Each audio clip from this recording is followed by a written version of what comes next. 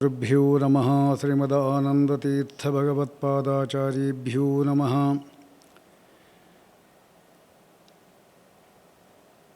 ಕಲ್ಯಾಣಾದ್ಭುತಗಾತ್ರಾಯ ಕಾಮಿತಾರ್ಥಪ್ರದಾಯಿನೇ ಶ್ರೀಮದ್ವೆಂಕಟನಾಥಾಯ ಶ್ರೀನಿವಾಸಾಯ ತೇ ನಮಃ. ವೆಂಕಟಾದ್ರಿ ಸಮಂ ಸ್ಥಾನಂ ಬ್ರಹ್ಮಾಂಡೇ ನಾಸ್ತಿ ಕಿಂಚನ ವೆಂಕಟೇಶರಮೋ ದೇವಃ ನ ಭೂತೋ ನ ವಿಭವಿಷ್ಯತಿ. ಶ್ರೀ ವೆಂಕಟರಸಶ್ಚೈಲವಾಸಿ ದಾಸಿ ಕೃತಾಮರಃ ಛಾಯೆಯಾ ಪಾತು ಮಾಂ ನಿತ್ಯಂ ಶ್ರೀನಿವಾಸ ಸುರುದ್ರಮಃ. ಆನಂದತೀರ್ಥವರದೆ ದಾನವಾರಣ್ಯಪಾವಕೆ ಜ್ಞಾನದಾಯಿನ ಸರ್ವೇಶೇ ಶ್ರೀನಿವಾಸೇಸ್ತು ಮೇ ಮನಃ. ಆಪಾದಮೂಲಿಪರ್ಯಂತಂ ಗುರುಣಾಂ ಆಕೃತಿಂ ಸ್ಮರೇತ್ ತೇನ ವಿಘ್ನಾಃ ವದಿಷ್ಯಂತಿ ಸಿದ್ಧ್ಯಂತಿ ಚ ಮನೋರಥಾಃ.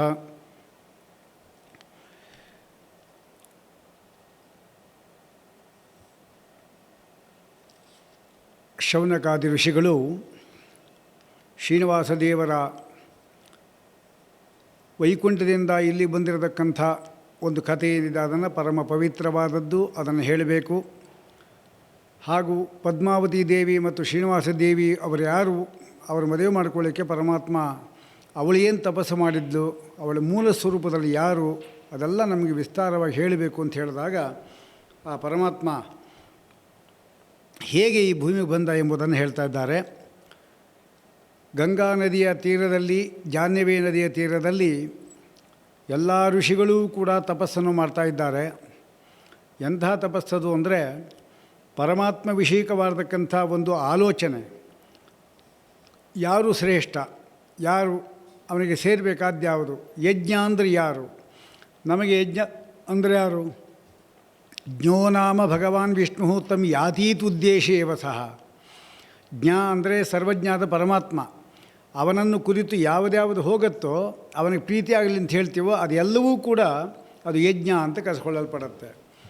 ನಾರದರು ಈ ತತ್ವವನ್ನು ಪ್ರಪಂಚಕ್ಕೆ ತಿಳಿಸಬೇಕು. ಅದಕ್ಕೋಸ್ಕರವಾಗಿ ಅವರೇ ಮಾಡಿದ್ದಾರೆ.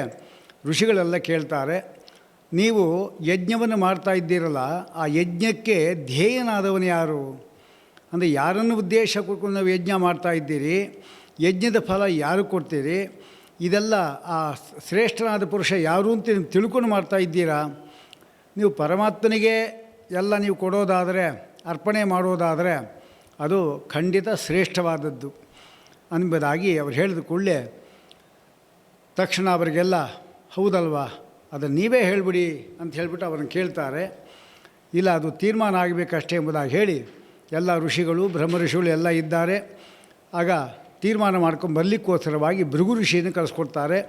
ಭೃಗು ಎಂಬುದನ್ನು ಯಾತಕ್ಕೋಸ್ಕರ ಅವನು ಕಳಿಸ್ಕೊಟ್ರು, ಒಂದು ಅರ್ಥ ನಾ ಹಿಂದೆ ಹೇಳಿದೆ ನಾನು, ವೃಷವಾಗಿ ವೇಗವಾಗಿ ಹೋಗಿ ಕಾರ್ಯ ಮಾಡ್ಕೊಂಬರೋನು, ಅದಕ್ಕೋಸ್ಕರ ಕೆಲಸ ಶೀಘ್ರವಾಗಿ ಆಗಬೇಕು, ನಿಧಾನವಾಗಿ ಆಗಬಾರ್ದೆಂಬ ಅರ್ಥ ಒಂದಾದರೆ, ಮುಖ್ಯವಾಗಿ ಶ್ರೀಮದಾಚಾರ್ಯರು ತಂತ್ರಸಾರ ಸಂಗ್ರಹದಲ್ಲಿ ಹೇಳುವಾಗ ಬಳಿತಾ ಸೂಕ್ತ ಏನಿದೆ ಅದು ವಾಯುದೇವರ ಹನುಮ ಭೀಮ ಮಧ್ವ 3 ರೂಪಗಳನ್ನು ಹೇಳ್ತಕ್ಕಂಥದ್ದು. ಅದಕ್ಕೆ ಕಂಡಿಡ್ಕೊಂಡವ್ರು ಯಾರು ಅಂತ ಹೇಳ್ತಾರೆ, ಬಲಾದ್ಯಂ ಭೃಗುಣಾದೃಷ್ಟಂ ಅಂತಾರೆ. ಅಂದರೆ ಬಲಿತಾ ತದ್ಭೂಷ ಎಂಬತಕ್ಕಂಥ ಮಂತ್ರ ಕಂಡು ಹಿಡಿಪಟ್ಟ ಋಷಿ ಯಾರು ಅಂದರೆ ಭೃಗು ಋಷಿ ಅಂತ ಹೇಳ್ತಾ ಇದ್ದಾರೆ.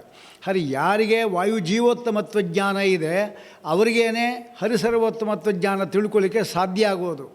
ಆದ್ದರಿಂದ ಅವರನ್ನೇ ಕಳಿಸ್ಕೊಟ್ಟಿದ್ದಾರೆ ಎಂಬತಕ್ಕಂಥ ಇನ್ನೊಂದು ಅರ್ಥವನ್ನು ಕೂಡ ನಾವು ಇಲ್ಲಿ ಚಿಂತನೆ ಮಾಡಬೇಕು. ಭೃಗು ಋಷಿ ಮೊದಲು ಬ್ರಹ್ಮದೇವರ ಹತ್ರ ಹೋಗ್ತಾರೆ. ಬ್ರಹ್ಮದೇವರ ಹತ್ರ ಹೋಗುವಾಗ ಬ್ರಹ್ಮದೇವರೇನಿದ್ದಾರೆ ಅವರು ಹರಿಸರ್ವೋತ್ತಮತ್ವವೇ ಅವರ ಉದ್ದೇಶವಾದ್ದರಿಂದ ನಾನು ಏನು ಮಾತಾಡಿದರೂ ಕೂಡ ನನ್ನೇ ಸರ್ವೋತ್ತಮ ಅಂತ ತಿಳ್ಕೋಬಹುದು ಅವನು. ಅದಕ್ಕೋಸ್ಕರ ಏನು ಮಾತಾಡದೆ ಸರಸ್ವತಿ ಆಗಲಿ ಬ್ರಹ್ಮದೇವರಾಗಲಿ ಮೊದಲೇ ತೀರ್ಮಾನ ಮಾಡಿದ್ದು ಒಂದು ಮಾತು ಆಡೋದಿಲ್ಲ. ಇದರಿಂದ ನಾನು ಬಂದಿದ್ದೇನೆ, ನನಗೆ ಗೌರವ ಕೊಳ್ಳಿಲ್ಲ ಇತ್ಯಾದಿಯಾಗಿ ಅವನು ಏನೇನೋ ಮಾತಾಡ್ತಾನೆ. ಯಾವುದಕ್ಕೂ ಉತ್ತರ ಇಲ್ಲ. ನೋಡಿ, ಕಿಂಚಿದ ಅಜ್ಞಾನ ಮಿಶ್ರಿತಂ ಅಂತ ತಿಳ್ಕೊತಾರೆ. ಬ್ರಹ್ಮದೇವರು ಅಜ್ಞಾನ ಮಿಶ್ರಿತ ಎಂಬುದಾಗಿ ಭೃಗುಋಷಿ ತಿಳ್ಕೊಂಡ್ರು ಅಂದರೆ ಅವರಂತಹ ಮಹಾ ಅಜ್ಞಾನಿ ಇನ್ನೊಬ್ಬರಿಲ್ಲ ಅಂತ ಅರ್ಥ. ಯಾಕೆಂದರೆ ದ್ವಾವೇವ ಅಭಿಭವ ಅಸ್ಪೃಷ್ಟವು ವಾಯು ನಾರಾಯಣಶ್ಚತವು. ಅಜ್ಞಾನದಿಂದ ಅವರು ತಿರಸ್ಕೃತರಾಗದೇ ಇದ್ದವರು ಅಂದರೆ ಇಬ್ಬರೇ, ಒಂದು ನಾರಾಯಣ ಮತ್ತು ವಾಯುದೇವರು ಅಂತ ಹೇಳ್ತಾ ಇದ್ದಾರೆ. ಇವರು ಬ್ರಹ್ಮದೇವರು ಅಂತ ಹೇಳಿದ ಮೇಲೆ ಗೊತ್ತಾಗಿಲ್ಲ ಅವನಿಗೆ. ಅಜ್ಞಾನ ಮಿಶ್ರಿತ ಅಂದರೆ ಅದಕ್ಕೆ ಆಮೇಲೆ ಏನು ಅರ್ಥ, ಅದಕ್ಕೆ ಅವನಿಗೆ ಅಸರಾವೇಶ ಹೋದ ಮೇಲೆ ಅಂದರೆ ಅಂದರೆ ಅಹ ಇತಿ ಬ್ರಹ್ಮ ಎಂಬತಕ್ಕಂಥ ಒಂದು ಶ್ರುತಿ ಇದ್ದಿದ್ದರಿಂದ ಬ್ರಹ್ಮನ ಜ್ಞಾನದಿಂದ ಮಿಶ್ರಿತರಾಗಿದ್ದಾರೆ. ಕಿಂ ಚಿತ್ ಅಂದರೆ ಏಕೋನೇಕಃ ಸವಃ ಕಹ ಕಿಂ ಕಿಂ ಚಿತ್ ಚಿದಾತ್ಮಕನಾದ ಪರಮಾತ್ಮನ ಜ್ಞಾನದಿಂದ ಕೂಡಿದ್ದಾರೆ ಎಂಬ ಅರ್ಥ ಆಮೇಲೆ ಹೇಳ್ತಾರೆ ಅವರು. ಮೊದಲು ಅಸರಾವೇಶ ಇದ್ದಾಗ ಈ ರೀತಿ ಅರ್ಥವನ್ನು ಮಾಡ್ತಾರೆ. ಅವರಿಗೇನು ಅಲ್ಲಿ ಶಾಪ ಏನು ಕೊಡೋದಿಲ್ಲ. ನಾವೆಲ್ಲ ಅಲ್ಲೇ ಶಾಪ ಕೊಟ್ಟು ಅಂತ ಅಂದ್ಕೊಂಡಿದ್ದೇವೆ, ಅಲ್ಲೇನು ಶಾಪ ಕೊಡೋದಿಲ್ಲ. ಪುನಃ ರುದ್ರದೇವರ ಹತ್ರ ಹೋಗ್ತಾರೆ. ಆ ರುದ್ರದೇವರೇನಿದ್ದಾರೆ ಅವರು ಪಾರ್ವತಿ ಅವ್ರಿಗೂ ಗೊತ್ತಿರುತ್ತೆ ವಿಷಯ, ಹರಿಸರ್ವೋತ್ತಮತ್ವ ಜ್ಞಾನ ಎಲ್ಲರಿಗೆ ಬರಬೇಕು ಎಂಬ ಉದ್ದೇಶದಿಂದ. ಅದಕ್ಕೆ ಪಾರ್ವತಿ ದೇವಿನ ಕುರಿತು ಕೂತ್ಕೊಂಡು ವಿಹಾರ ಮಾಡುವಂತೆ ಅವರು ನಾಟಕ ಮಾಡ್ತಾರೆ. ಅಷ್ಟರಲ್ಲಿ ಆ ಬ್ರಾಹ್ಮಣ ಬಂದಿದ್ದಾನೆ, ಬಿಡ್ರಿ ನನ್ನ ಅಂತ ಅವಳು ಹೇಳ್ತಾರೆ. ಅದಕ್ಕೆ ಅವನೇ ಮಾಡ್ತಾನೆ, ಇಂಥ ಸಂದರ್ಭ ಹೊತ್ತಿಲ್ಲಲ್ಲ, ಅವನಿಗೆ ಗೊತ್ತಿಲ್ವಲ್ಲ ಅಂತ ಹೇಳ್ಬಿಟ್ಟು ಹೊಡಿಲಿಕ್ಕೆ ಬರ್ತಾರೆ, ತ್ರಿಶೂಲ ಅಥವಾ ಚುಚ್ಚಲಿಕ್ಕೆ ಬರ್ತಾರೆ. ಆಗ ಅವರೇ ಮಾಡ್ತಾರೆ, ಶಾಪದಿಂದ ನಿವಾರಣೆ ಮಾಡ್ತಾರಂತೆ. ನೀನು ಇಷ್ಟು ಸುಂದರವಾದ, ಈಗ ನೋಡಿ ಇಬ್ಬರಿಗೂ ಶಾಪ ಕೊಡ್ತಾರೆ. ಶಂಭು ಅಂತಿದ್ದ ಪದ ಅಲ್ಲಿ. ಶಂಭು ಅಂದರೆ ಬರೀ ರುದ್ರ ಅಲ್ಲ, ಶಂಭು ಬ್ರಹ್ಮ ರುದ್ರಿಗೆ ಇಬ್ಬರು ಸೇರಿ ಶಂಭು ಅಂತ ಹೇಳ್ತಾರೆ. ಆದ್ದರಿಂದ ಇಬ್ಬರಿಂದಲೂ ಕೂಡ ನಮ್ಮ ಸುಖ ಉಂಟಾಗುತ್ತೆ. ಒಬ್ಬರು ಸೃಷ್ಟಿ ಮಾಡಿದ್ದರಿಂದ ನಮ್ಮ ಸುಖ, ಇನ್ನೊಬ್ಬರು ಸಾಕಪ್ಪ ಈ ಸಂಸಾರ ಹೋಗೋಣ ನಾವು ಅಂತ ಹೇಳಿದಾಗ ರುದ್ರದೇವರು ಅದಕ್ಕೆ ಅನುಕೂಲ ಮಾಡಿಕೊಡೋದು, ಅವ್ರಿಗೂ ಶಂಭುವೆ. ಆದ್ದರಿಂದ ಇಬ್ಬರಿಗೂ ಶಾಪ ಕೊಡ್ತಾರೆ. ಬ್ರಹ್ಮದೇವರೇನಿದ್ದರೆ ಯಾಕೆ ಶಾಪ ಕೊಟ್ಟರು? ವಸ್ತುದ ಬೇರೆ ಪುರಾಣ ಪ್ರಕಾರ ಬ್ರಹ್ಮದೇವರು ಕೂಡ ಹೊಡಿಲಿಕ್ಕೆ ಬರ್ತಾರೆ, ಆಮೇಲೆ ಅವಲೇ ಸಮಾಧಾನ ತಗೊಂಡು ಸುಮ್ಮನೆ ಆಗಿಬಿಡ್ತಾರೆ ಅಂತ ಅವರು ಕೂಡ ಕೋಪ ಇದೆ ಅಂತ ತೋರಿಸ್ಕೊಂಡ್ರು ಅವರು. ಇನ್ನು ರುದ್ರದೇವರು ಹೊಡಿಲಿಕ್ಕೆ ಬರ್ತಾರೆ, ಪಾರ್ವತಿ ದೇವಿ ತಡೆದಾಗ ನಿಲ್ಲಿಸ್ತಾರೆ. ಇದು ಪುರಾಣದಲ್ಲಿರ್ತಕ್ಕಂಥದ್ದು. ಆದರೆ ಆ ಬ್ರಾಹ್ಮಣ ಬಂದಿದ್ದು ರುದ್ರದೇವನಿಗೆ ಗೊತ್ತಾಗಿಲ್ಲ ಅಂತ ಬೇರೆ ಹೇಳ್ತಾ ಇದ್ದಾರೆ. ಇದಕ್ಕೆಲ್ಲ ಅರ್ಥವೆಲ್ಲ ನಾವು ಬೇರೆ ತೊಗೋಬೇಕು. ನಾವು ಬ್ರಹ್ಮದೇವರಿಗೆ ಅರ್ಥ ತೊಗೊಂಡಂತೆ ಆಮೇಲೆ ಅವನು ಕಾಮುಕೋ ಹರಹ ಅಂತ ಪದ ಇದೆ ಅಲ್ಲಿ. ಕಾಮುಕಹರ ಅಂದರೆ ಯಾವ ಕಾಮುಕ ಅವನು? ರಾಮನಾಮ ಕಾಮುಕನಾದವನ ಹರ ಅವನು. ಈ ವ್ಯಕ್ತಿ ಬಂದಿದ್ದು ಕಾಣಲಿಲ್ಲ ಅಂತ ಅರ್ಥವನ್ನು ನಾವು ಮಾಡಬೇಕು. ಅದನ್ನು ಬೇರೆ ಪುರಾಣದಲ್ಲಿ ಹಾಗೆ ಮಾಡ್ತಾರೆ ಅದನ್ನು ಕಾಮುಕೋ ಹರ ಅಂದರೆ ಪಾರ್ವತಿಯಲ್ಲಿ ಕಾಮುಕ ಅಂತ ಅರ್ಥ ಮಾಡ್ಕೊಂಡ್ಬಾರ್ದು. ರಾಮಕಾಮುಕನಾದವನು, ಆದ್ದರಿಂದ ರಾಮನ ಧ್ಯಾನದಲ್ಲಿ ತೊಡಗಿದ್ದರಿಂದ ಈ ಋಷಿ ಬಂದಿದ್ದು ಗೊತ್ತಾಗಿಲ್ಲ ಅಂತ ಅರ್ಥ ಮಾಡ್ಕೋಬೇಕು. ಅಂತೂ ಹೀಗಾಗಿ ಒಬ್ಬನು ತಾಮಸಾದ, ಹೊಡಿಲಿಕ್ಕೆ ಬಂದ. ಇದೊಬ್ಬನು ಹೊಡಿಲಿಕ್ಕೆ ಅಂತ ಹೋದವನು ಸುಮ್ಮನೆ ಆಗಿಬಿಟ್ಟ, ತನ್ನ ತಾನು ಸಮಾಧಾನ ಮಾಡಿಕೊಂಡ. ಇವನು ತಾಮಸ ಅಂತಾಯಿತು, ಅವನು ರಾಜಸ ಅಂತ ತೀರ್ಮಾನಕ್ಕೆ ಬಂದ. ಇಬ್ಬರಿಗೂ ಶಾಪ ಕೊಟ್ಟ. ಬ್ರಹ್ಮದೇವನೇ ಒಬ್ಬ ವ್ಯಕ್ತಿಯು ನಮಸ್ಕಾರ ಮಾಡಿದಾಗ ಒಂದು ಆಶೀರ್ವಾದ ಮಾಡಬೇಕೆಂಬತಕ್ಕಂಥ ಜ್ಞಾನ ನಿಂಗಿಲ್ಲಲ್ವಾ? ಯಾರು ಲೋಕದಲ್ಲಿ ನಮಸ್ಕಾರ ಮಾಡಿದಾಗ ಆಶೀರ್ವಾದಾದಿಗಳು ಮಾಡೋದಿಲ್ಲೋ ಅವ್ರಿಗೆ ಪುನಃ ಪೂಜೆ ಮಾಡಬಾರ್ದು ಅಂತ ನಿಯಮ. ಅದು ನಿಂಗೆ ಯಾರೂ ಲೋಕದಲ್ಲಿ ಪೂಜೆ ಮಾಡೋದು ಬೇಡ ಅಂತ ಶಾಪ ಕೊಟ್ಟ. ರುದ್ರದೇವರು ಶಾಪ ಕೊಟ್ಟ ಆಮೇಲೆ ಏನಂದರೆ ಅವರಿಗೆ, ನೀನು ಸ್ಫುಟಂ ಸ್ಫಟಿಕ ಸಪ್ರಮಂ ಸ್ಫುಟಿತಹಾಟಕ ಸ್ತ್ರೀಜಟಂ ಶಶಾಂಕದಲ ಶೇಖರಂ, ಸುಂದರವಾದ ರೂಪ ರುದ್ರದೇವರದು. ಆ ಸುಂದರವಾದ ರೂಪವನ್ನು ಪೂಜೆ ಮಾಡದೇ ಇರಲಿ, ನಿನ್ನ ಲಿಂಗವನ್ನೇ ಪೂಜೆ ಮಾಡಲಿ ಎಂಬುದಾಗಿ ಅವರು ಶಾಪವನ್ನು ಕೊಟ್ಟಿದ್ದಾರೆ. ಇದನ್ನು ರುದ್ರದೇವರು ಒಪ್ಕೊಂಡ್ರು ಇದನ್ನು. ಯಾಕೆಂದರೆ ಎಲ್ಲರೂ ಕೂಡ ಏಕಲಿಂಗಿಗಳು. ಬ್ರಹ್ಮ ಅಂದರೆ ಪುಲ್ಲಿಂಗದ ಮಾತ್ರ ಅಷ್ಟೇ, ಬ್ರಹ್ಮಾಣಿ ಅಂತ ಅವನ ಶಬ್ದದಿಂದ ವಾಚ್ಯನಾಗೋದಿಲ್ಲ. ಅವನು ಸ್ತ್ರೀಲಿಂಗ ಶಬ್ದ ಅವನಲ್ಲಿ ಬ್ರಹ್ಮನಲ್ಲಿ. ರುದ್ರದೇವ ರುದ್ರ ಸ್ಥಾಣು ಉಮಾಪತಿ ಇಷ್ಟೇ ಪುಲ್ಲಿಂಗನೇ ಬರೋದು. ಆದರೆ ಪರಮಾತ್ಮ ಪುಲ್ಲಿಂಗ, ಸ್ತ್ರೀಲಿಂಗ, ನಪುಂಸಕಲಿಂಗ 3 ಶಬ್ದಗಳಿಂದಲೂ ಕೂಡ ಅವನ ಪ್ರತಿಪಾದ್ಯನಾಗಿದ್ದಾನೆ. ನಾವು ಗಾಯತ್ರಿಯನ್ನು ಸ್ವಲ್ಪ ವಿಚಾರ ಮಾಡಿದ್ರೆ ಗೊತ್ತಾಗುತ್ತೆ. ಗಾಯತ್ರಿ ಎಂಬತಕ್ಕಂಥದ್ದು ಸ್ತ್ರೀಲಿಂಗ, ಅದು ಪರಮಾತ್ಮನನ್ನೇ ಹೇಳೋದು. ಗಾಯಂತಂ ತ್ರಾಯತೆ ಯಸ್ಮಾತ್ ಗಾಯತ್ರಿ ಸಂಪ್ರಕೀರ್ತಿತ, ಗಾಯತಿ ತ್ರಾಯತಿ ಚ. ನಮಗಾಗಿ ಪರಮಾತ್ಮ ಸಾಮವೇದವನ್ನು ಗಾನ ಮಾಡ್ತಾನಂತೆ. ಯಾರು ಗಾಯತ್ರಿ ಜಪ ಮಾಡ್ತಾರೆ ರಕ್ಷಣೆ ಮಾಡ್ತಾನಂತೆ. ಹಾಗಾದರೆ ತ್ರಾಣಕರ್ತೃತ್ವ ಗಾನಕರ್ತೃತ್ವ ಎಂಬುದು ಪರಮಾತ್ಮನ ಧರ್ಮ. ಆದ್ದರಿಂದ ಗಾಯತ್ರಿ ಅಂದರೆ 5 ಮುಖವುಳ್ಳಂಥ ಒಬ್ಬ ದೇವತೆ ಅಲ್ಲ. ಗಾಯತ್ರಿ ಅಂದರೆ ಪರಮಾತ್ಮನೇ ಇದು. ಆದ್ದರಿಂದ ಸ್ತ್ರೀಲಿಂಗ ಶಬ್ದ ವಾಚ್ಯತ್ವ ಅನ್ನೋದು ಬಂತು. ಮೋಹಿನಿ ರೂಪ ಇದ್ದೇ ಇದೆ, ಸ್ತ್ರೀಲಿಂಗ ಶಬ್ದ ವಾಚ್ಯತ್ವ. ಗಾಯತ್ರಿ ಧ್ಯಾನ ಶ್ಲೋಕ ನೋಡಿದಾಗ ನಾರಾಯಣ ಅಂತ ಬರುತ್ತಲ್ಲಿ. ನಾರಾಯಣ ಅಂದರೆ ಪುಲ್ಲಿಂಗ ಶಬ್ದ ವಾಚ್ಯತ್ವ ಬಂತು. ಗಾಯತ್ರಿ ಶುರು ಆಗೋದು ತತ್ ಸವಿತು ಅಂತ ನಪುಂಸಕಲಿಂಗದಿಂದ. ಹಾಗೆ ತ್ರಿಲಿಂಗ ವಾಚ್ಯತ್ವ ಪರಮಾತ್ಮನಿಗೆ ಇರೋದು. ನಾವೆಲ್ಲ ಏಕಲಿಂಗಿಗಳು ಅಂಥೇಳಿ ಅವರು ಏನು ಮಾಡಲಿಕ್ಕೆ ಹೋಗಲಿಲ್ಲ ಎಂಬ ತಾತ್ಪರ್ಯವನ್ನು ಕೂಡ ನಾವು ತಗೋಬೇಕು. ಒಳ್ಳೆಯ ಪ್ರಮೇಯಗಳಿಂದ ಕೂಡಿರತಕ್ಕಂಥದ್ದು ಶ್ರೀನಿವಾಸ ಕಲ್ಯಾಣ. ಆದ್ದರಿಂದ ಈ ಪ್ರಮೇಯಗಳನ್ನ ನಾವು ಸರಿಯಾಗಿ ಚಿಂತನೆ ಮಾಡ್ಕೋಬೇಕು. ನಾವು ಇಲ್ಲದೇ ಅದೆಲ್ಲ ಅಡುಗೋಲಜ್ಜಿ ಕಥೆ ಆದಂತೆ ಆಗಿಬಿಡುತ್ತೆ ಅಂತ ಅರ್ಥ ಮಾಡಬೇಕು. ಇದಕ್ಕೆಲ್ಲ ಶ್ರೀಮದಾಚಾರ್ಯರ ಭಾಗವತ ತಾತ್ಪರ್ಯಾದಿಗಳ ಪರಿಜ್ಞಾನ ಇದ್ದರೆ ಮಾತ್ರ ನಮಗೆ ಸರಿಯಾದ ಗುರಿ ಮುಟ್ಟಬೋದು. ಅಷ್ಟೋದ ಇಲ್ಲ ನಮ್ಮ ಕಷ್ಟವೇ ಅಂತ ನಮಗೆ ಇದರಿಂದ ಗೊತ್ತಾಗ್ತಾ ಇದೆ. ಆಮೇಲೆ ಬ್ರಹ್ಮದೇವರಿಗೆ ಏನು ಶಾಪ ಕೊಟ್ಟು ತಗುಲ್ತಾ ಅವರಿಗೆ ಅಂತ ನಾವು ನೋಡಬೇಕು. ನೋಡಿ, ನಾವು ಕಲಶ ಪೂಜೆ ಮಾಡ್ತಾಯಿದ್ದೀವಿ. ಕಲಶಸ್ಯ ಮುಖೇ ವಿಷ್ಣು ಕಂಠೆ ರುದ್ರ ಸಮಾಸದ ಮೂರೇ ತತ್ರ ಸ್ಥಿತೋ ಬ್ರಹ್ಮ. ಬ್ರಹ್ಮನ ಪೂಜೆ ಬಂದೇ ಬಂತು. ನಾವು ಹೋಮವನ್ನು ಮಾಡುವಾಗ ಸರ್ವತೋಭದ್ರ ಮಂಡಲ ಹಾಕ್ತೇವೆ. ಅಲ್ಲಿ ಸುಮಾರು ಒಂದು 8-10 ಮನೆ ಬ್ರಹ್ಮದೇವರದೇ.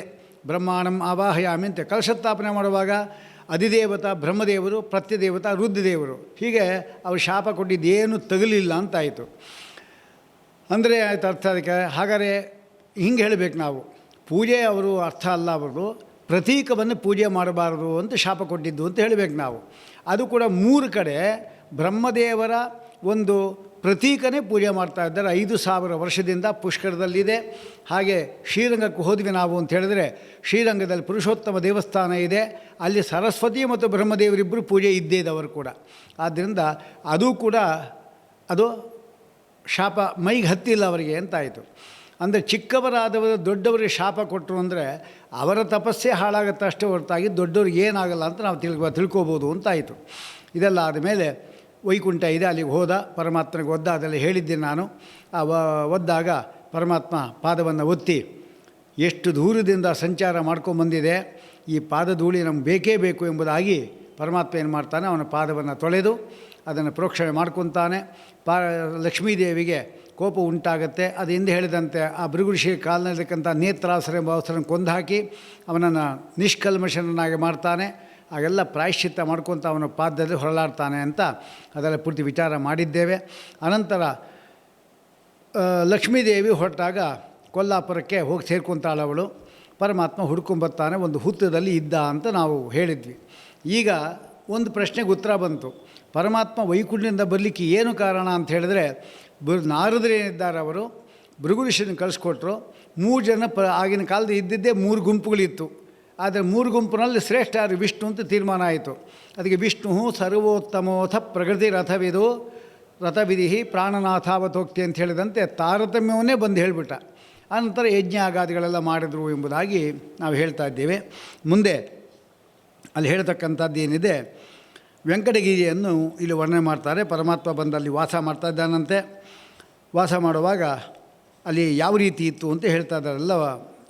28 ಪ್ರಾಪ್ತೆ ದ್ವಾಪರಾಂತೆ ಕಲುವಿಗೆ ಯಸ್ಮಿನ್ ದೇಶ ಯದಾ ಪ್ರೇಮ ಕಲಹ ಅಸ್ಯಾಹ ಪ್ರಶಾಮ್ಯತಿ ಅಂತ ಹೇಳಿಬಿಟ್ಟು, ಶುಕಸ್ಯ ವರದ ಪುಣ್ಯ ಅಗಸ್ತ್ಯ ಮುನಿ ಪೂಜಿತ ತಸ್ಯಾಯ ಉತ್ತರೇ ತೀರೆ ಕೋಶಾರ್ಧಧ್ವನಿಗೆ ವೆಂಕಟಗಿರಿನಾಮ. ಈ ಕೂಡ ಶುಕಾಚಾರ್ಯರ ಊರು ಅಂತಿದೆ. ನಾವು ಹೇಳೋದೇನಾದ್ರನ್ನ ಅಲು ಮೇಲು ಮಂಗಾಪುರ ಅಂತ ನಾವು ಕರೆಯೋದು. ವಸ್ತುತ ಪದ್ಮಾವತಿಗೆ ಅಲರ್ ಮೇಲ್ ಮಂಗೈ ಅಂತ ಕರೀತಾರೆ ಅವಳನ್ನ. ಅಲರ್ ಮೇಲ್ ಮಂಗೈ ಅಂದ್ರೇನು? ಕಮಲದ ಮೇಲೆ ಇರತಕ್ಕಂಥ ಲಕ್ಷ್ಮೀದೇವಿ ಅಂತ ಅವಳಿಗೆ ಹೆಸರು. ಅವಳಿರತಕ್ಕಂಥ ಜಾಗ ಯಾವುದು ಅಂತ ಹೇಳಿದ್ರೆ ಪದ್ಮ ಸರೋವರ ಇದೆ. ಅಲ್ಲಿ ಇರತಕ್ಕಂಥದ್ದು ಶುಕಾಚಾರ್ಯರ ಜಾಗ ಅದು. ಅದಕ್ಕೆ ಶುಕಸ್ಯ ವರದ ಪ್ರೋಕ್ತ ಅಂತ ಹೇಳಿದ್ದಾರೆ. ಆ ಶುಕಾಚಾರ್ಯರವರು ಯೋಗ್ಯವಾಗಿರ್ತಕ್ಕಂಥ ಗುರುಗಳ ಒಂದು ಸಮಾಗಮಕ್ಕೋಸ್ಕರವಾಗಿ ಕಾಯ್ತಾ ಇದ್ದರು. ಸಚ್ಚಾಸ್ತ್ರೋಪದೇಶದಿಂದ ಶ್ರೀನಿವಾಸನ ಆ ಅಪರೋಕ್ಷ ಆಗದೆ ಎಂಬುದಾಗಿ ಆಲೋಚನೆ ಮಾಡಿ ತಪಸ್ಸು ಮಾಡ್ತಾ ಇದ್ದಾರೆ. ಆಗ ಪರಮ ಮಧ್ವಾಚಾರ್ಯರಿದ್ದಾರೆ ಅವರು 28 ಕಲಿಯುಗದಲ್ಲಿ ಮಧ್ವಾಚಾರ್ಯರು ಬರ್ತಾರೆ. ಬಂದು ಅಲ್ಲಿ ಬ್ರಹ್ಮಶಿಲಾ ಅಂತಿದೆ. ಅಲ್ಲಿ ಚಾತುರ್ಮಾಸ್ಯವನ್ನು ಮಾಡುವಾಗ ಶುಕಾಚಾರ್ಯರು ಹೋಗಿ ಅಲ್ಲಿ ಪಾಠವನ್ನು ಕೇಳಿದ್ರು ಮಧ್ವಾಚಾರ್ಯರಿಂದ. ಮಧ್ವಾಚಾರ್ಯರೊಂದು ವಾಯುದೇವರಿಂದ ಪಾಠ ಕೇಳಬೇಕಾಗಿದ್ದರೆ ಗರುಡ ಶೇಷ ರುದ್ರ 3ರಲ್ಲಿ ಒಬ್ಬರಾಗಿರಬೇಕು, ಇನ್ಯಾರಿಗೂ ಆಗೋದಿಲ್ಲ. ಆದ್ದರಿಂದ ಶುಕಾಚಾರ್ಯರು ರುದ್ರಾಂಶರಾದ್ದರಿಂದ ಅವರು ಪಾಠವನ್ನು ಕಲ್ತ್ಕೊಂಡಿದ್ದಾರೆ ಎಂಬುದಾಗಿ ಮಧ್ವಾಧ್ವ ಕಂಟಕೋದ್ಧಾರದಲ್ಲಿ ನಮ್ಮ ವಿಜೇಂದ್ರ ತೀರ್ಥರು ಸ್ಪಷ್ಟವಾಗಿ ಪ್ರಮಾಣಗಳೆಲ್ಲ ಕೊಟ್ಟು ಅವರು ಹೇಳಿದ್ದಾರೆ. ಹಾಗಾಗಿ ಅಂತಹ ಒಂದು ಆನಂದ ತೀರ್ಥಂ ವರದತ್ವೇನ ದಾತೃತ್ವಾತ್ ವರದ ಅಂತ ಅಲ್ಲಿ ಹೇಳ್ತಾ ಇದ್ದಾರೆ. ಯತಿರೂಪೋ ಮಾತರಿಶ್ವ 28 ಕಲವು ಅವತೀರ್ಯವತಸ್ತತ್ರ ಶುಕಃ ಶೋಷ್ಯತಿ ತಶ್ಚಾಸ್ತ್ರಂ ಪದ್ಮತೀರ್ಥ ದಿಯಹಾಗತಃ ಎಂಬುದಾಗಿ ಮಧ್ವಾಧ್ವ ಕಂಟಕೋದ್ಧಾರದಲ್ಲಿ ಶ್ಲೋಕಗಳನ್ನು ನಾವು ನೋಡಬಹುದಾಗಿದೆ. ಅಂತಹ ಒಂದು ಅದೇನಾಯಿತು, ಶ್ರೀ ಶುಕಾಚಾರ್ಯರ ಊರು, ಶ್ರೀ ಶುಕಾಚಾರ್ಯರ ಊರು, ಅದು ತಿರುಚಾನೂರು ಅಂತಾಗೋಯಿತು. ಅಂದರೆ ಶ್ರೀ ತಿರು ಶುಕಾಚಾರ್ಯ ಊರು, ತಿರುಚುಕನೂರು ಅಂತಿತ್ತದು. ಈಗ ತಿರುಚಾನೂರು ಅಂತ ತಿರುಚಿಬಿಟ್ರೆ ಅದನ್ನು. ಅಂತೂ ಹಾಗಾಗಿದೆ. ವಸ್ತುತ ಈಗಲೂ ಕೂಡ ಅಲ್ಲಿ ಯೋಗಿ ಮಲ್ಲಾಪುರಂ ಅಂತ ಒಂದು ಊರಿದೆ, ಅದು ಶುಕಾಚಾರ್ಯ ಇದ್ದ ಜಾಗ ಎಂಬುದಾಗಿ ಅಲ್ಲಿರಕ್ಕಂಥವರು ಕೂಡ ಹೇಳ್ತಾರೆ. ನಾವು ಹೋಗ್ಬೋದು ಬೇಕಾದಲ್ಲಿ. ಆದ್ದರಿಂದ ಅಂತಹ ಒಂದು ಪ್ರದೇಶದಲ್ಲಿ ಶುಕಾಚಾರ್ಯ ಇದ್ದಾರೆ. ಅವರ ಕಾರ್ಯಕ್ರಮ ಶ್ರೀನಿವಾಸ ದೇವರ ಕಲ್ಯಾಣದಲ್ಲಿ ಅದ್ಭುತವಾಗಿದೆ. ಅಲ್ಲೆಲ್ಲ ಬೇಕಾದಷ್ಟು ವದನಂ ವೆಂಕಟಾದ್ರಿಹಿ ನೃಸಿಂಹಾಚಲ ಮಧ್ಯಮಃ ಶ್ರೀಶೈಲ ಪುಚ್ಛಭಾಗಸ್ತು ಸರ್ವಕ್ಷೇತ್ರಮಯೋ ಗಿರಿಹಿ ಅಂತ ಹೇಳ್ತಾ ಇದ್ದಾರೆ. ಇದೆಲ್ಲ ಆಧ್ಯಾತ್ಮಿಕ ಅರ್ಥವನ್ನು ನಾವು ತಗೋಬೇಕು. ಅದು ವದನ ಎಂಬತಕ್ಕಂಥದ್ದೇನಿದೆ, ಅದು ಪರ್ವತದ ವದನ, ಅದು ವೆಂಕಟಗಿರಿಯಂತೆ. ನೃಸಿಂಹಾಚಲ ಮಧ್ಯಮಃ, ಮಧ್ಯಭಾಗ ಎಂಬತಕ್ಕಂಥದ್ದು ನೃಸಿಂಹಾಚಲ ಅಂತೆ. ಶ್ರೀಶೈಲ ಎಂಬತಕ್ಕಂಥದ್ದು ಪುಚ್ಛಭಾಗ. ಹೀಗೆ ಎಲ್ಲ ಕ್ಷೇತ್ರಗಳ ಮಯವಾಗಿದೆ ಆ ಒಂದು ಶ್ರೀನಿವಾಸ ಪರ್ವತ ಅಂತ ಹೇಳುವ ಲಕ್ಷಣ. ಇದು ಅಷ್ಟೇ ಅರ್ಥಕ್ಕೆ ಸೀಮಿತವಾಗಿಲ್ಲ. ನಮ್ಮ ದೇಹದಲ್ಲಿ ಕೂಡ ಒಂದು ಪರ್ವತ ಅಂತ ನಾವು ಇಟ್ಕೊಂಡಾಗ 3 ಭಾಗ ಇದೆ. ಒಂದು ಕುತ್ತಿಗೆವರೆಗೂ ಒಂದು ಭಾಗ, ನಾಭಿವರೆಗೂ ಒಂದು ಭಾಗ, ಉಳಿದ ಭಾಗಗಳೆಲ್ಲ ಒಂದಿದೆ, 3 ಭಾಗ ಇದೆ. ನಮ್ಮ ವದನ ಏನಿದೆ, ನಮ್ಮ ಮುಖ ಅದೇನಾಗಿರಬೇಕು, ವೆಂಕಟಾದ್ರಿ ಆಗಿರಬೇಕು. ಅಂದರೆ ವೆಂಕಟೇಶಾಯ ನಮಃ, ಓಂ ನಮೋ ವೆಂಕಟೇಶ ಅಂತ ಯಾವಾಗಲೂ ಸ್ತೋತ್ರ ಮಾಡ್ತಾ ಇರಬೇಕು. ಅದು ವದನಂ ವೆಂಕಟಗಿರಿ. ಅಥವಾ ವೆಂಕಟ ಅಂದರೆ ವೆಂಕಟೇಶ ಅಂತ ಅರ್ಥ, ಗಿರಿ ಅಂದರೆ ವಾಯುದೇವರು ಅಂತ. ನಮ್ಮ ಮುಖ ಏನಾಗಿರಬೇಕು, ಹರಿ ಸರ್ವೋತ್ತಮ ವಾಯು ಜೀವೋತ್ತಮ ಅಂತ ಆಗಿರಬೇಕು. ಗಿರಿ ಅಂದರೆ ವಾಯುದೇವರು ಅಂತ ಹೇಗೆ ಭಾಗವತದಲ್ಲಿ ಚತುರ್ಥ ಸ್ಕಂದದಲ್ಲಿ ಹೇಳುವಾಗ ಗಿರೇ ಸುತಾಯ ಪುಷ್ಪಿಣ್ಯಾ ಎಂಬ ಶ್ಲೋಕಕ್ಕೆ ಮಧ್ವಾಚಾರ್ಯ ವ್ಯಾಖ್ಯಾನ ಬರುವಾಗ ಕಾಲಕೂಟ ಗರಣಾತ್ ಗಿರಿಹಿ. ಹಾಗಾದರೆ ವಸ್ತುತಃ ಹರಿಜನ ಗಿರಿಜನ ನಾವೇ, ನಮಗೆ ಸರ್ಟಿಫಿಕೇಟ್ ಇಲ್ಲ ಅಷ್ಟೆ. ಹರಿಜನ ನಾವೇ, ಗಿರಿಯಿಂದ ವಾಯುದೇವರು, ವಾಯು ಜೀವೋತ್ತಮ ಅಂತ ಹೇಳೋರು ನಾವೇನೆ. ನಮಗೆ ಯಾವುದು ನಮ್ಗೆ ಬೇಕು ಆಗಿಲ್ಲ ಬಿಡಿ. ಹರಿವಾಯುಗಳ ಅನುಗ್ರಹ ನಮ್ಮ ಮೇಲಿತ್ತು ಅಂದರೆ ಯಾವ ಸರ್ಟಿಫಿಕೇಟು ನಮ್ಗೆ ಬೇಕಾಗಿಲ್ಲ. ಆದ್ದರಿಂದ ಈ ಒಂದು ಅರ್ಥ ಇಟ್ಕೋಬೇಕು. ನೃಸಿಂಹಾಚಲ ಮಧ್ಯಮಃ ಅಂದರೆ ನಮಗೆ ಎಲ್ಲಿವರೆಗೆ ನಮ್ಮ ನಿಯತ ಗುರುಗಳು ಬಂದು ನಮಗೆ ನಮ್ಮ ಬಿಂಬರೂಪವನ್ನು ಉಪದೇಶ ಮಾಡ್ತಾರೋ ಅಲ್ಲಿವರೆಗೂ ಕೂಡ ನರಸಿಂಹದೇವರೇ ಅಂದರೆ ಪ್ರಾಜ್ಞ ಹರಿ ನರಸಿಂಹಾತ್ಮಕ ಬಿಂಬರೂಪಿಣ ಮಾತ್ರ ಆವಾಹಯಾಮಿ ಎಂಬುದಾಗಿ ಪೂಜೆ ಮಾಡೋ ಕೂಡ ನಾವು ಬಿಂಬ ಆವಾಹನ ಕ್ರಮದಲ್ಲಿ ನಾವು ಹೇಳ್ತಾ ಇದ್ದೇವೆ. ಎಲ್ಲಿವರೆಗೆ ನಮಗೆ ನಮ್ಮ ನೀತ ಗುರುಗಳು ಬಂದು ನಿಮ್ಮ ಬಿಂಬ ಇಂಥದ್ದು ಅಂದರೆ ನಾರದರು ಬಂದು ಪ್ರಹ್ಲಾದರಾಜನಿಗೆ ಮತ್ತು ಇನ್ಯಾರು ಧ್ರುವರಾಯನಿಗೆ ವಾಸುದೇವ ಮತ್ತು ನಾರಾಯಣ ಅಂತ ಉಪದೇಶ ಕೊಟ್ಟರು, ಹಾಗೆ ನಮಗೆ ಕೊಡುವವರೆಗೂ ಕೂಡ ನಮಗೆ ನರಸಿಂಹದೇವರೇ ನಮಗೆ ಯಾವುದು ಬಿಂಬರೂಪ. ಹಾಗಾದರೆ ಹೃದಯ ಮಧ್ಯದಲ್ಲಿ ನರಸಿಂಹಾಚಲ ಅಂದರೆ ಏನು, ಆ ನರಸಿಂಹನನ್ನು ಅಚಲವಾದ ಭಕ್ತಿಯಿಂದ ಯಾವಾಗಲೂ ಉಪಾಸನೆ ಮಾಡ್ತಾ ಇರಬೇಕು, ಬಿಂಬರೂಪೇನು ಧ್ಯಾನ ಮಾಡ್ತಾ ಇರಬೇಕು ಅಂತ ಅಲ್ಲಿ ಹೇಳಿದ್ದಾರೆ. ಇದು ಸೂತ್ರಗಳಲ್ಲಿ ಕೂಡ ನಿಶ್ಚಿತವಾದ ವಿಚಾರ. ಇನ್ನು ಪಾದಗಳೆಲ್ಲ ಇದಲ್ಲ, ಅದೇನು ಮಾಡಬೇಕು ಅಂದರೆ ಶ್ರೀಶೈಲವೇ ಮೊದಲಾದಕ್ಕಂಥ ಎಲ್ಲ ಒಂದು ಪ್ರದೇಶಗಳು ಕೂಡ ಸಂಚಾರ ಮಾಡ್ತಾ ಇರಬೇಕು ಬಿಡುವಿದ್ದಾಗ ಅಂದರೆ ಏನು, ಪಾಡ್ಯ, ಅಮಾವಾಸ್ಯೆ, ಚತುರ್ದಶಿ ಇಂತಹ ದಿವಸಗಳು ಬಂದಾಗ ನಾವು ಹೋಗಬೇಕಷ್ಟೇ ಹೊರತಾಗಿ ಪಾಠ ಪ್ರವಚನಾದಿಗಳನ್ನು ನಿಲ್ಲಿಸಿಬಿಟ್ಟು ಅಲ್ಲಿ ಹೋಗೋದು ಅರ್ಥ ಇಲ್ಲ. ಯಾಕೆಂದರೆ ಪಾಠ ಪ್ರವಚನ ನಿಲ್ಲಿಸಿ ನೀವು ಅಲ್ಲಿ ಹೋದರೆ ಪಾಠ ಇರೋ ಕಡೆ ಬಂದು ಕೂತ್ಕೊಂಡ್ಬಿಟ್ಟಿರ್ತಾಳೆ ಅವಳೇನೆ. ಎಲ್ಲಿ ಹರಿಕಥಾ ಪ್ರಸಂಗವೋ ಅಲ್ಲಿ ಗಂಗೆ ಯಮುನೆ ಗೋದೆ ಎಲ್ಲರೂ ಎಣೆಯಾಗಿ ಬಂದು ನಿಲ್ಲುವರು. ಪರಮಾತ್ಮ ಕೂಡ ಇಲ್ಲೇ ಇರ್ತಾನೆ, ಅಲ್ಲಿ ಹೋಗಿ ಏನು ಮಾಡ್ತೀವಿ ಅಂತ ಹೇಳ್ತಾರೆ. ಆದ್ದರಿಂದ ಅಂತೂ ಇಷ್ಟು ಇದಕ್ಕೆ ಅರ್ಥವನ್ನು ಬರ್ತಾ ಇದೆ. ಇಲ್ಲಿರತಕ್ಕಂಥ ಗಿಡ ಮರಗಳು ಎಲ್ಲವೂ ಅಷ್ಟೇ. ತಿರುಪತಿ ಶ್ರೀನಿವಾಸ ದೇವರ ಸಮೀಪದಲ್ಲಿ ಇರತಕ್ಕಂಥದ್ದು ಯಾವುದು, ತರವೋ ದೈವತಗಣಾಹ, ಎಲ್ಲ ದೇವತೆಗಳು ಕೂಡ ವೃಕ್ಷವಾಗಿದ್ದಾರಂತೆ.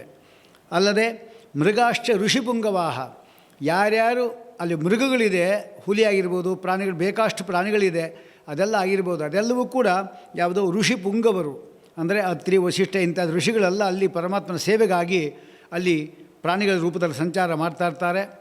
ಪಿತರಃ ಪಕ್ಷಿಣ ಸರ್ವೇ, ನಮ್ಮೆಲ್ಲ ಪಿತೃಗಳು ಕೂಡ ಪಕ್ಷಿಗಳಾಗಿ ಸಂಚಾರ ಮಾಡ್ತಾ ಇರ್ತಾರೆ. ಅಲ್ಲಿರತಕ್ಕಂಥ ಕಲ್ಲುಗಳಿದಲ್ಲ ಅದು ಯಕ್ಷ ಕಿನ್ನರಾಹ ಅಂತ ಹೇಳ್ತಾ ಇದ್ದಾರೆ. ಆದ್ದರಿಂದ ಇಂತಹ ಒಂದು ಶ್ರೇಷ್ಠವಾದಕ್ಕಂಥ ಇದರಲ್ಲಿ ದೇವತೆಗಳೆಲ್ಲ ಒಂದೊಂದು ರೂಪದಲ್ಲಿರ್ತಾರೆ. ಪಾರಿಜಾತದಲ್ಲಿ ಪುಷ್ಪದಲ್ಲಿ ಆಂಜನೇಯ ಇರ್ತಾನಂತೆ, ಸೌಗಂಧಿಕದಲ್ಲಿ ಭೀಮಸೇನ ಇರ್ತಾ ಇದ್ದಾನೆ, ಶ್ವೇತ ಪುಷ್ಪದಲ್ಲೆಲ್ಲ ಶಂಕರ ಇರ್ತಾನೆ, ಪುನ್ನಾಗದಲ್ಲಿ ಗರುಡ ಇರ್ತಾ ಇದ್ದಾನೆ. ಹೀಗೆ ಪ್ರತಿಯೊಂದು ವಸ್ತುವಿನಲ್ಲಿಯೂ ಕೂಡ ದೇವತೆಗಳಿದ್ದು ಆ ಪರಮಾತ್ಮನ ಸೇವೆಗಾಗಿ ಹಾತೊರಿತಾ ಇರ್ತಾರೆ ಎಂಬುದಾಗಿ ಆ ಪರ್ವತದ ವೈಶಿಷ್ಟ್ಯ. ಇನ್ನು ಮುಂದೆ ಅಲ್ಲಿ ಸ್ವಾಮಿ ಪುಷ್ಕರಣಿ ಎಂಬತಕ್ಕಂಥದ್ದೇನಿದೆ ಅದರ ಬಗ್ಗೆ ಹೇಳ್ತಾರೆ. ಶಾಸ್ತ್ರಾಣಾಂ ಪರಮೋ ವೇದ, ವೇದಾನಾಂ ಪರಮೋ ದೇವಾನಾಂ ಪರಮೋ ಹರಿಹಿ, ತೀರ್ಥಾನಾಂ ಪರಮಂ ತೀರ್ಥಂ ಸ್ವಾಮಿ ಪುಷ್ಕರಣಿ ತಥಾ ಅಂತ ಹೇಳ್ತಾರೆ. ಸ್ವಾಮಿ ಪುಷ್ಕರಣಿಯಲ್ಲಿ ಯಾರು ಸ್ನಾನವನ್ನು ಮಾಡ್ತಾರೋ ಹರಿಯನ್ನು ಸ್ಮರಣೆ ಮಾಡಿಕೊಂಡು ಸಪ್ತ ಜನ್ಮ ಕೃತಂ ಪಾಪಂ ಸಹಸಾ ಸವ್ಯಪೋಹತಿ, 7 ಜನ್ಮದ ಪಾಪಗಳು ಪರಿಹಾರ ಆಗತ್ತಂತೆ. ಅಂಥದ್ದು ಅಷ್ಟ್ಯಾಕೆ, ಪ್ರಾತಃ ಬೆಳಿಗ್ಗೆ ಎದ್ದು ನಾವು ಸ್ವಾಮಿ ಪುಷ್ಕರಣಿ ಸ್ವಾಮಿ ಪುಷ್ಕರಣಿ ಸ್ವಾಮಿ ಪುಷ್ಕರಣಿ ಅಂತ 3 ಸಾರಿ ಹೇಳಿ ನಾವು ಸ್ನಾನ ಮಾಡಿದರೂ ಕೂಡ ಸಾಕು, ಅಲ್ಲಿರತಕ್ಕಂಥ 3.5 ಕೋಟಿ ತೀರ್ಥಗಳ ಸ್ನಾನ ಮಾಡಕ್ಕಂಥ ಫಲ ಬರುತ್ತೆ ಎಂಬುದಾಗಿ ಪ್ರತಿಯೊಂದು ಪುರಾಣ ಹೇಳ್ತಾ ಇದೆ. ಅಲ್ಲದೆ ಸ್ವಾಮಿ ಪುಷ್ಕರಣಿ ತೀರ್ಥಂ ಯಪ್ಪಿಬೇತ್ ಚುಲಕತ್ರಯಂ ಕೇಶವಾಯ ಸ್ವಹ ನಾರಾಯಣ ಸ್ವಹ ಮಾಧವಾಯ ಸ್ವಾಹ, ಹೀಗೆ 3 ಚುಲುಕ ಅದನ್ನು ನಾವು ತೊಗೊತೀವಿ ಅಂದರೆ ಅಶ್ವಮೇಧಾದಿ ಯಜ್ಞವನ್ನು ಮಾಡಿದ ಫಲ ಬರುತ್ತೆ ಅಂತ ಹೇಳ್ತಾ ಇದ್ದಾರೆ. ಅಲ್ಲದೆ ಇಂತಹ ಒಂದು ಶ್ರೇಷ್ಠವಾದಕ್ಕಂಥ ಸ್ವಾಮಿ ಪುಷ್ಕರಣಿ ಅಂದರೆ ಯಾರು, ಏನು, ಯಾಕೆ ಹೆಸರು ಬಂತು ಅಂತ ಅವರು ಕೇಳಿದಾಗ ಹೇಳ್ತಾರೆ. ವಸ್ತುತಃ ಸರಸ್ವತಿ ನದಿ ಇದ್ದಾಳಲ್ಲ, ಅವಳು ವಿಶೇಷವಾಗಿ ಆ ಒಂದು ಪ್ರದೇಶದಲ್ಲಿ ಬಂದು ತಪಸ್ಸು ಮಾಡ್ತಾ ಇದ್ದಾಳೆ. ಅವಳ ಉದ್ದೇಶ ಏನಿತ್ತು ಅಂದರೆ ನಾನು ಗಂಗಾದಿ ನದಿಗಳಿಗಿಂತಲೂ ಕೂಡ ಉತ್ತಮ ಆಗಬೇಕು ಅಂತ ಅವಳ ಉದ್ದೇಶ ಇತ್ತು. ಅದನ್ನು ಅಪೇಕ್ಷೆ ಪಡಬಾರ್ದವಳು ವಸ್ತುತ. ಯಾಕೆಂದರೆ ತಾರತಮ್ಯ ನೋಡಿದ್ರೆ ಗಂಗೆಗಿಂತಲೂ ಕೂಡ ಸರಸ್ವತಿ ಶ್ರೇಷ್ಠಳಾಗಿದ್ದರೂ ಕೂಡ ಗಂಗೆಯಲ್ಲಿ ಪರಮಾತ್ಮ ಒಂದೊಂದು ಕಣಗಳಲ್ಲಿ ಕೂಡ ಒಂದೊಂದು ರೂಪ ಇಟ್ಟಿದ್ದಾನಲ್ವ. ಸಮುದ್ರ ನಾವು ಸ್ನಾನ ಮಾಡಿದ್ವಿ ಅಂದರೆ 1 ತಿಂಗಳು ಯಜ್ಞ ಮಾಡಿದ ಫಲ ಬರುತ್ತೆ. ಅದೇ ಗಂಗೆಯಲ್ಲಿ ಮಾಡಿದ್ರೆ 1 ವರ್ಷ ಯಜ್ಞ ಮಾಡಿದ ಫಲ ಬರುತ್ತೆ. ವಸ್ತು ಗಂಡ ಹೆಣ್ಣಿದ್ದವರು, ಹೆಂಡತಿಗಿಂತ ಗಂಡನ ಶ್ರೇಷ್ಠ ಆಗಿಬಿಟ್ಟಲ್ಲ. ಯಾಕೆ ಅಂದರೆ ಹೌದು, ಹಾಗೇನೇ ಅದು. ಯಾಕೆ ಅಂದರೆ ಗಂಗಾ ನದಿಯಲ್ಲಿ ಯೋಸೌ ಸರ್ವಗತೋ ವಿಷ್ಣು ಚಿತ್ಸ್ವರೂಪಿ ನಿರಂಜನ ಸಯೇವ ದ್ರವರೂಪೇಣ ಗಂಗಾಂಬೋ ನಾಥ ಸಂಶಯ. ಗಂಗಾ ಅಂದರೆ ಸಾಕು, ಅದೇನು ಒಂದೊಂದು ಕಣಗಳಲ್ಲಿಯೂ ಕೂಡ ನೀರಿನ ಕಣಗಳಲ್ಲಿ ಒಂದೊಂದು ರೂಪ ಪರಮಾತ್ಮ ಇಟ್ಟಿದ್ದಾನೆ ಅಂದಮೇಲೆ ಅದಕ್ಕೆ ಅಷ್ಟು ಪಾಪದಾಹನ ಶಕ್ತಿ ಅದಕ್ಕೆ ಇದೆ. ಹಾಗೆ ಇಲ್ಲೂ ಕೂಡ ನಾವು ಅರ್ಥ ಮಾಡ್ಕೋಬೇಕು. ಅವಳು ತಪಸ್ಸು ಮಾಡುವಾಗ ಪುಲಸ್ಸಿ ಋಷಿ ಅವಳ ಮಗನೇ ಬರ್ತಾನೆ. ನಾನು ಬಂದಾಗ ಎದ್ದು ನಿಂತ್ಕೊಂಡಿಲ್ಲ, ಅವಳಿಗೆ ಗೌರವ ಮಾಡಿಲ್ಲ ಅಂತೇಳಿ ಅಮ್ಮಂಗೆ ಶಾಪ ಕೊಡ್ತಾನೆ.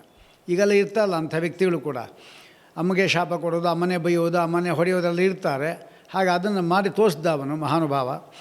ಏನಂದರೆ, ನೀನು ಏನು ತಪಸ್ಸು ಮಾಡ್ತಾ ಇದ್ದಿ, ನನಗೆ ಅಗೌರವ ಮಾಡಿದ್ದಕ್ಕಾಗಿ ಅದು ಫಲ ಕೊಡದೆ ಹೋಗಲಿ ಅಂತ ಶಾಪ ಕೊಡ್ತಾನೆ. ಅಂದರೆ ನೀನು ಇಷ್ಟಾರ್ಥ ಪೂರ್ತಿ ಆಗೋದು ಬೇಡ ಅಂತಾನೆ.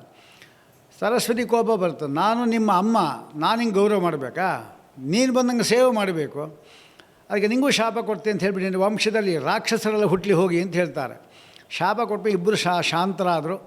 ಕಾಲಿಗೆ ಬಿದ್ದ, ಅಮ್ಮ ತಪ್ಪಾಯ್ತಮ್ಮ, ಗೊತ್ತಾಗಿಲ್ಲ ಹೇಳು ಅಂತ ಹೇಳಿದ ಕೂಡಲೇ ಆಯ್ತು ಬಿಡು, ಅಸುರಾವೇಶ ಹೋಯ್ತಲ್ವ, ಮೊದಲು ಅಸುರಾವೇಶ ಇತ್ತು, ನನಗೆ ಗೌರವ ಕೊಟ್ಟಿಲ್ಲ ಅಂತ ಅಂದು, ಅಸುರಾವೇಶ ಹೋಯ್ತಲ್ವೇ ನಿನಗೆ, ನಿನ್ನೆ ಒಳ್ಳೆ ಅಸುರಾವೇಶ ರಹಿತರಾಡ್ತಕ್ಕಂಥ ಒಬ್ಬ ಮಗ ಹುಡ್ತಾನೆ ವಿಭೀಷಣ ಅಂತ, ಪರಮಾತ್ಮನಿಗೆ ವಿಶೇಷವಾದ ಭಕ್ತನಾಗ್ತಾ ಅಂತ ಹುಡ್ತಾನೆ ಹೋಗು ಅಂತ ಹೇಳಿದ ಕೂಡಲೇ ಇಲ್ಲಿಬ್ಬರು ರಾಮರ ಕುಂಭಕರ್ಣ ಹುಟ್ಟಿದರು, ಆಮೇಲೆ ವಿಭೀಷಣ ಹುಟ್ಟಿದ್ದಾನೆ ಅಂತ ಆಯಿತು. ಮತ್ತು ಇವಳು ಪುನಃ ತಪಸ್ಸು ಶುರು ಮಾಡಿದ್ಲು. ಪರಮಾತ್ಮ ಪ್ರತ್ಯಕ್ಷನಾದ, ಏನು ಬೇಕು ಅಂತ ಕೇಳ್ದ.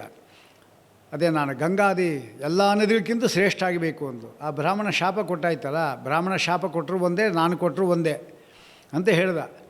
ಮತ್ತು ಹಾಗಾದ್ರೆ ಮಾಡಿದ ತಪಸ್ಸು ವ್ಯರ್ಥನ ಅಂದರೆ ಖಂಡಿತ ವ್ಯರ್ಥ ಅಲ್ಲ. ಅವನೇನು ಶಾಪ ಕೊಟ್ಟಿದ್ದಾನೆ, ಗಂಗಾದಿ ನದಿಗಳಲ್ಲಿ ನೀನು ಶ್ರೇಷ್ಠ ಆಗೋದು ಬೇಡ ಅಂತ ಹೇಳಿದ್ದಾನೆ. ಸಮಸ್ತ ಪುಷ್ಕರಣಿಗಳೇನಿದೆ, ಸಮಸ್ತ ಪುಷ್ಕರಣಿಗಳು ಅದರಲ್ಲಿ ನೀನು ಶ್ರೇಷ್ಠ ಆಗೋದು ಬೇಡ ಅಂತ ಹೇಳಿದ್ವಲ್ಲ ಅವನು. ಆದ್ದರಿಂದ ಎಲ್ಲ ಪುಷ್ಕರಣಿಗಳಿಗೂ ನೀನು ಸ್ವಾಮಿನಿ, ಅಧಿಪತಿ, ಅಧಿಷ್ಠಾತ್ರಿ, ಅದಕ್ಕೆ ನೀನು ಸ್ವಾಮಿ ಪುಷ್ಕರಣಿ ಅಂತ ಹೆಸರು ಅಂಥೇಳಿ ಆ ಸ್ವಾಮಿ ಪುಷ್ಕರಣಿಯ ವೈಶಿಷ್ಟ್ಯವನ್ನು ಹೇಳ್ತಾರೆ. ಹಾಗಾಗಿ ಅಂತಹ ಒಂದು ಸ್ವಾಮಿ ಪುಷ್ಕರಣಿ ನದಿ ಏನಿದೆ ಅದು ಅರುಣೋದಯ ಕಾಲದಲ್ಲಿ ಆರಂಭಿಸಿ ಧನುರ್ಮಾಸೆ ಸೀತೆ ಪಕ್ಷೆ ದ್ವಾದಶ್ಯಾಂ ಅರುಣೋದಯೇ ಆಯಾಂತಿ ಸರ್ವತೀರ್ಥಾನಿ ಸ್ವಾಮಿ ಪುಷ್ಕರಣಿ ಜಲೆ ಅಂತ ಬ್ರಹ್ಮಾಂಡ ಪುರಾಣದಲ್ಲಿ 4ನೇ ಅಧ್ಯಾಯದಲ್ಲಿ ಹೇಳ್ತಾರೆ. ಅಂದರೆ ಧನುರ್ಮಾಸದಲ್ಲಿ ಸೀತೆ ಪಕ್ಷ ಅಂದರೆ ಸ್ವಾಮಿ ಪುಷ್ಕರಣಿ 3.5 ಕೋಟಿ ತೀರ್ಥಗಳು, ಇದೆಲ್ಲೂ ಕೂಡ ಪಾಪವನ್ನು ಕಳ್ಕೊಳ್ಳಿಕ್ಕಾಗಿ ಧನುರ್ಮಾಸದ ಶುಕ್ಲ ಪಕ್ಷದ ದ್ವಾದಶಿ ದಿವಸದಂದು, ಅಂದರೆ ಮುಕ್ಕೋಟಿ ದ್ವಾದಶಿ ಕರೀತಾರೆ, ಆ ದ್ವಾದಶಿಯಂದು ಅರುಣೋದಯ ಕಾಲಕ್ಕೆ ಸರಿಯಾಗಿ ಅದು ಸ್ನಾನಕ್ಕಾಗಿ ಬಂದಿರ್ತವೆ. ನಾವಿಲ್ಲಿ ಸ್ನಾನವನ್ನು ಮಾಡಿದ್ದೀವಿ ಅಂತ ಹೇಳಿದರೆ ಅಂತಹ 3.5 ಕೋಟಿ ತೀರ್ಥದಲ್ಲಿ ಸ್ನಾನವನ್ನು ಮಾಡಿರತಕ್ಕಂಥ ಪುಣ್ಯ ನಮಗೆ ಬರ್ತಾ ಇದೆ. ಆದ್ದರಿಂದ ಅರುಣೋದಯದಿಂದ ಅಂದರೆ 4:15 ಪ್ರಾರಂಭ ಮಾಡಿ 6 ಗಳಿಗೆವರೆಗೆ ಮಾತ್ರ ಅಲ್ಲಿ ಸಂಧಿಧಾನ ಇರುತ್ತೆ ಅಂತ ಬ್ರಹ್ಮಾಂಡ ಪುರಾಣ ಹೇಳ್ತಾ ಇದೆ. ಅರುಣೋದಯ ಮಾರಭ್ಯ ಷಟ್ ಘಟಿಕಾವಧಿ ಸಂಗಮ ಸರ್ವತೀರ್ಥಾನಾಂ ಅಂತ ಹೇಳ್ತಾರೆ. ಸ್ವಾಮಿ ಪುಷ್ಕರಣಿ ತೀರ್ಥದಲ್ಲಿ ನೀರನ್ನು ಸ್ನಾನ ಮಾಡೋದು, ನೀರಿನಿಂದ ಪಾನ ಮಾಡೋದು, ಪಿತೃಶ್ರಾದ್ದ, ಸಾಲಿಗ್ರಾಮದಾನ, ಗೋದಾನ ಇತ್ಯಾದಿಗಳೆಲ್ಲ ವಿಶೇಷ ಪುಣ್ಯವನ್ನು ಕೊಡುತ್ತೆ ಅಂತ ಹೇಳ್ತಾ ಇದ್ದಾರೆ. ಹೀಗಾಗಿ ಈ ಒಂದು ಅಂಶವನ್ನು ಕೂಡ ಇಲ್ಲಿ ತಿಳ್ಕೋಬೇಕು. ಅನಂತರ ಎಷ್ಟೋ ಜನ ಈ ಸ್ವಾಮಿ ಪುಷ್ಕರಣಿ ತೀರ್ಥದಲ್ಲಿ ಸ್ನಾನವನ್ನು ಮಾಡಿ ಅವರ ಬುದ್ಧಿ ಮಾಂದ್ಯ ಇತ್ತು ಅಂದರೆ ಅದನ್ನು ಕಳ್ಕೊಂಡಿದ್ದಾರೆ. ಅಲ್ಲದೆ ಸಂತಾನ ಆಗಬೇಕು ಅಂತಿದ್ದರೆ ಸಂತಾನ ಆಗಿದೆ, ಪಾಪ ಪರಿಹಾರ ಮಾಡ್ಕೋಬೇಕೆಂದು ಪಾಪ ಪರಿಹಾರ ಆಗಿದೆ, ರೋಗಾರ್ಥೋ ಮುಚ್ಚತೆ ರೋಗಾತ್ ಅದೆಲ್ಲವೂ ಕೂಡ ಇಲ್ಲಿದ್ದೇ ಇದೆ. ಶಂಖ ಎಂಬತಕ್ಕಂಥ ಒಬ್ಬ ಸೂರ್ಯವಂಶದ ರಾಜ ಇದ್ದಾರೆ. ಅವನು 5ನೇದಾರಕ್ಕಂಥ ರೈವತ ಮನ್ವಂತರದಲ್ಲಿ ಅವನು ರಾಜನಾಗಿದ್ದ. ಅವನು ಸೂರ್ಯ ಚಂದ್ರ ಇರೋಷ್ಟು ಕಾಲ ನನಗೆ ನಿನ್ನ ಸೇವಾ ಭಾಗ್ಯ ಸಿಗಬೇಕು ಎಂಬುದಾಗಿ ಅವನು ವರವನ್ನು ಬೇಡ್ಕೊಂಡಿದ್ದಾನೆ, ತಪಸ್ಸು ಮಾಡಿದ್ದಾನೆ. ಶ್ರೀನಿವಾಸನ ಅನುಗ್ರಹದಿಂದ ಮಧ್ವ ಎಂಬತಕ್ಕಂಥ ಒಬ್ಬ ಗುರುವಿನಿಂದ ಶುಕನೇ ಮೊದಲಾದವರಿಗೆ ಜೊತೆಗೆ ಶಂಕನಿಗೂ ಕೂಡ ತತ್ವೋಪದೇಶ ಆಯಿತು. ಆ ಶ್ರೀನಿವಾಸ ಇರತಕ್ಕಂಥ ಅಪ್ರಾಕೃತವಾದ ವಿಮಾನ ದರ್ಶನ ನಂತರ ಅನುಗ್ರಹ ಆಗುವಂತೆ ಮಾಡಿದ್ದಾರೆ ಎಂಬುದಾಗಿ ಸೂರ್ಯ ಚಂದ್ರರು ಇರೋಷ್ಟು ಕಾಲವೂ ಕೂಡ ಅವನ ಪೂಜೆಗೆ ಸೇವೆಯನ್ನು ಮಾಡಿ ಧನ್ಯ ಆಗಿದ್ದಾನೆ ಎಂಬುದಾಗಿ ಬ್ರಹ್ಮಾಂಡ ಪುರಾಣ ಹೇಳ್ತಾ ಇದೆ.